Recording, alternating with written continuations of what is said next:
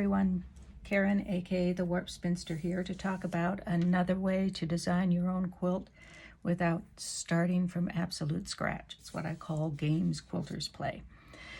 As usual, I take a traditional block and maneuver things, play with it until I can come up with some new designs. This time I'm going to take 2 blocks, the Friendship Star, which is my favorite block, and Hole in the Barn Door, Monkey Wrench, a variety of names it goes by.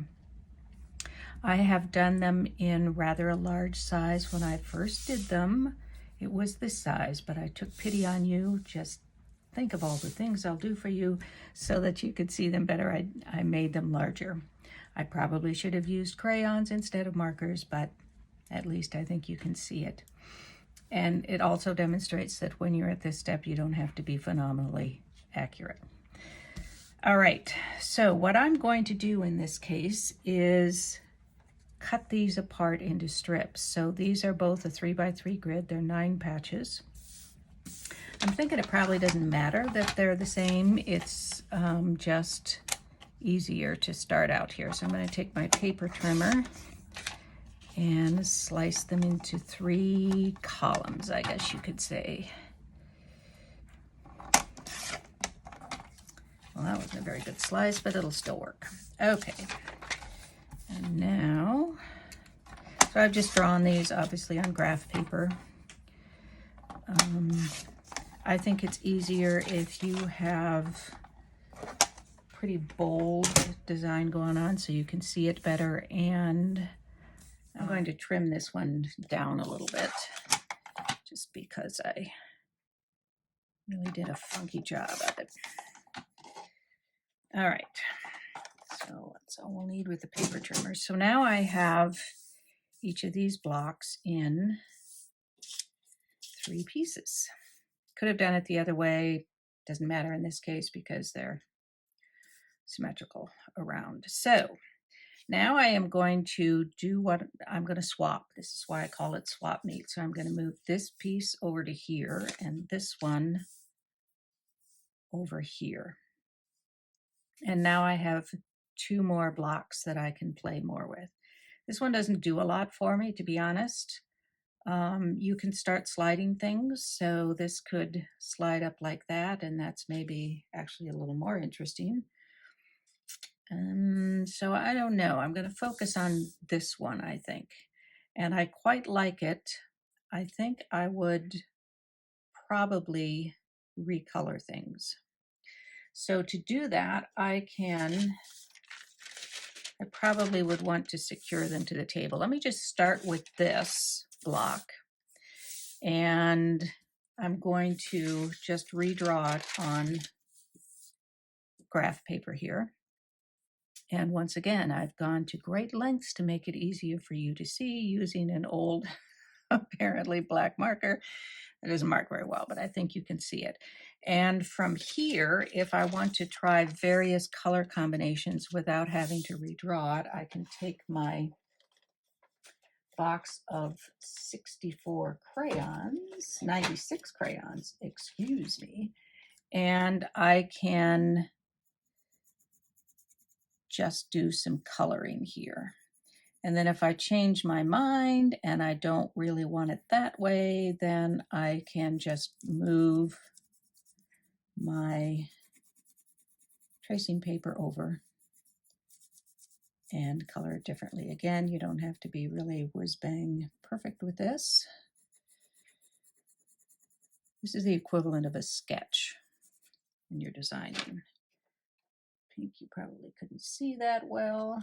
Just be thankful I didn't do a neon green, then you'd have a fluorescent orange and a neon green. Okay, and so I'll change it, and maybe I prefer this coloring.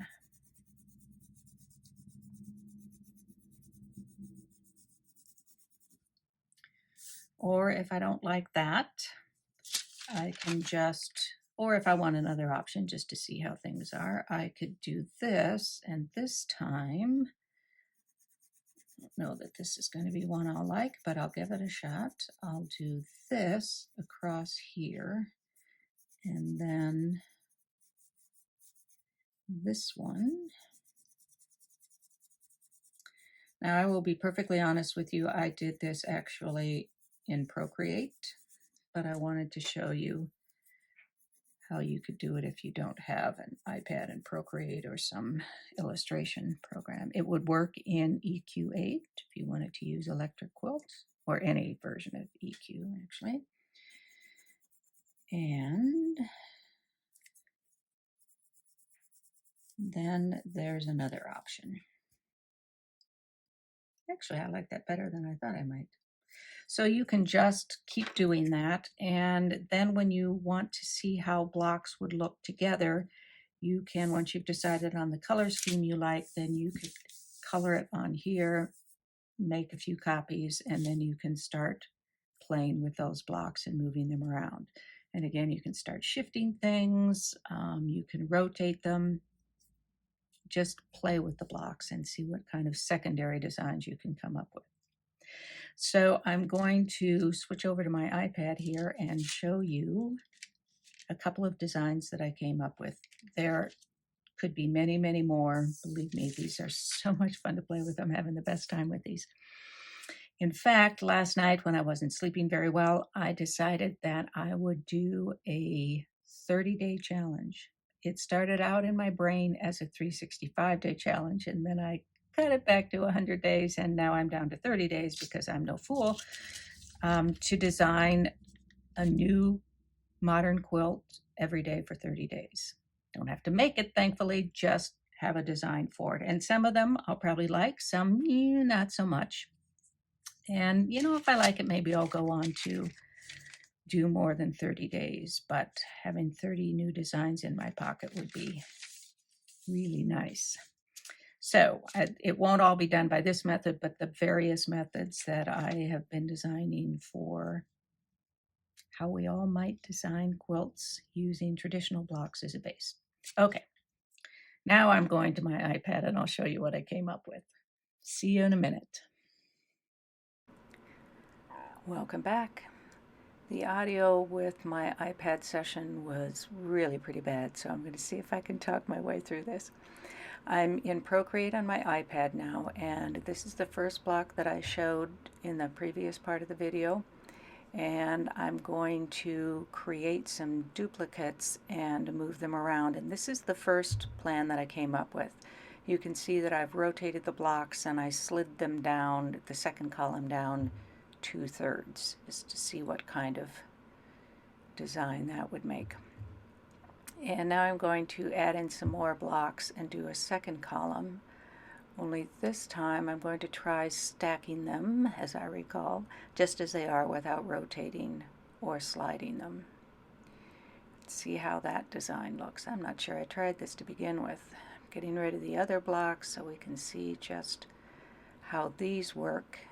And again, creating some more blocks and laying them out just in a grid fashion to see how they look. So one more, I always try to do 4 blocks. It's because you can start to see any secondary designs there, and I can see a couple here.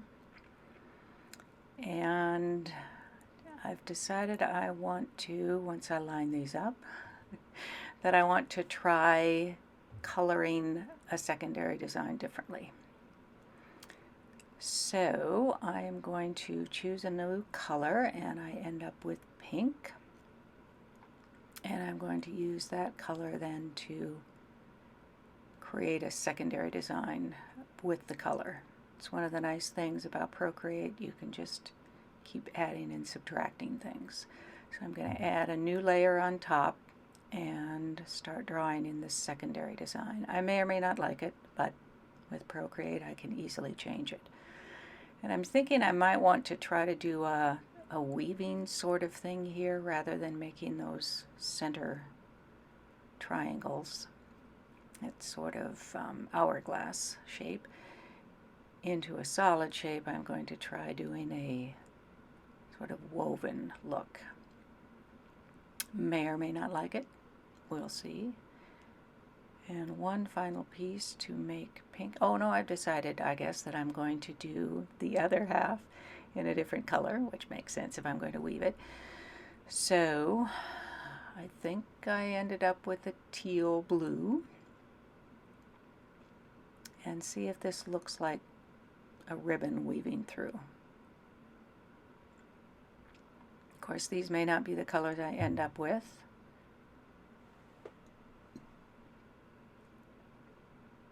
And I don't like that too much.